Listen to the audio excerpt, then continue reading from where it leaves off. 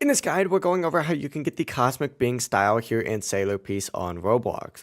Before we do get into this guide, make sure to like the video and subscribe to the channel with all notifications on. It really does help with the channel and it lets us know that you want more content like this. We'd greatly appreciate it, and if at any point throughout this guide you had any questions, just ask them down in the comment section below and we can help you out further. I'm going to be doing my best to reply to every single comment down there, but you need to access C2 first, so make sure that you unlock it through Ascension Level 5 and all the other required quests. Once you are in C2, open up your inventory, check the title section, and you'll see the Cosmic Being title. It gives you a huge damage boost, and this title only drops from the Cosmic Being boss on Punch Island. So teleport there, and to get it, essentially just farm the Cosmic Being boss over and over and over again. The drop rate is only around 1.75%, which isn't horrible compared to other stuff here in C2, but there is a pity system as well. After 75 kills, it is guaranteed. And after you get the title, as well as all the required materials from the boss, you can unlock the Cosmic Being fighting style as well. But that is it. Unlock C2, farm the Cosmic Being boss, get the title, and use it to unlock the style.